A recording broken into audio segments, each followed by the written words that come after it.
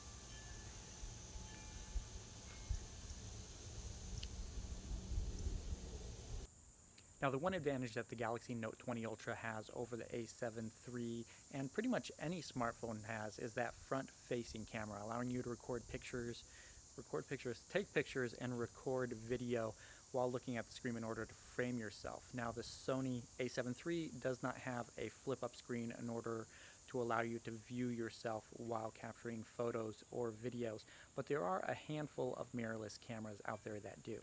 Anyone who owns a mirrorless camera without that flip-up screen, though, will tell you it takes a little bit of practice to get it right, but once you do, it turns out pretty good.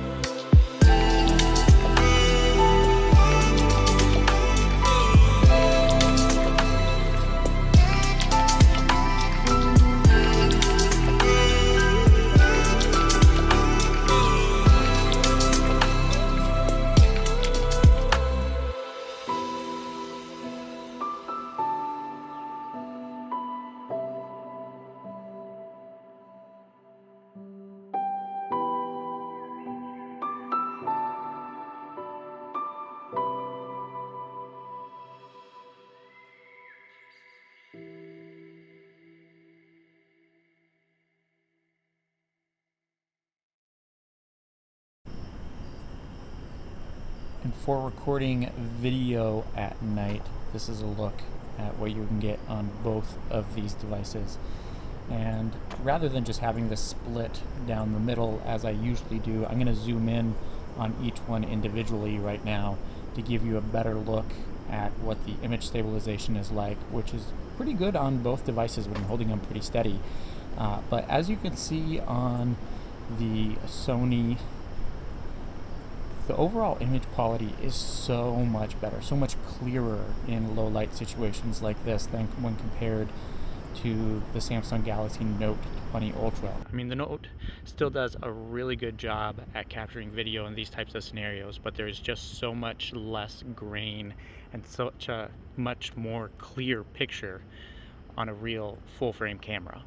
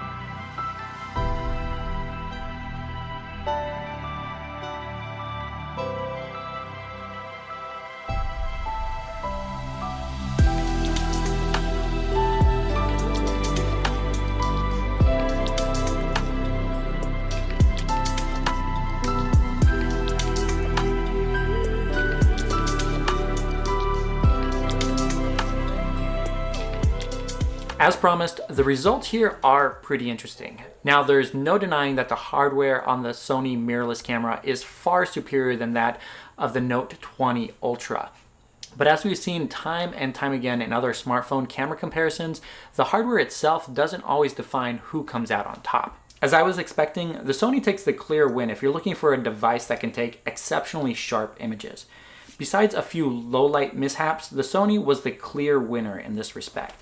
But since the Note 20 Ultra, like so many other smartphones these days, captures images using an enhanced HDR mode, the dynamic range in the shots is far superior than what you get out of the mirrorless camera.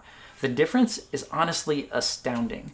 And on top of that, the software enhancements on the smartphone also make the images more vibrant, delivering something that can be shared immediately with friends and family, while the images captured by the Sony would need a little bit of tweaking before they're deemed ready for the real world. That advantage carries over to low-light shots as well, resulting in much brighter images from the Galaxy Note 20 Ultra, though they're clearly not as crisp as what you get out of the Sony. When it comes to taking portraits or close-up shots, the Sony is the clear winner. Even with its cheap lens that only delivers an aperture of f3.5, the background is consistently blurrier, and you don't have to contend with that sloppy outline of what you get with the digital focus blur effect from the Samsung device. In some situations where I zoomed in on the Sony to get closer to an object, the Samsung switched over to digital zoom rather than the 5x periscope, since that lens can't focus on objects that are closer than 3 feet. At the end of the day, these two devices were created for two very different use cases. But the Note 20 Ultra shows that you really don't need to spend $2,000 on a mirrorless camera in order to take good pictures. Now, there's no professional out there that's going to be ditching their mirrorless camera in order to pick up a smartphone for capturing photos for their professional photo shoots. But if you are an average consumer and all you want to do is take better pictures, the Note 20 Ultra is a very compelling option, especially when you consider the huge price difference between these two phones. And that's going to do it for our camera comparison between the Samsung Galaxy Note 20 Ultra and the Sony A7 III. Let me know what you think of the results in the comments below, and which device you would rather use on a daily basis for capturing photos and videos. If you want to see more comparisons between the current smartphones and the Sony A7 III, let me know in the comments and I'll do my best to make those comparisons for you guys. Thank you guys so much for watching, and I'll catch you in the next one.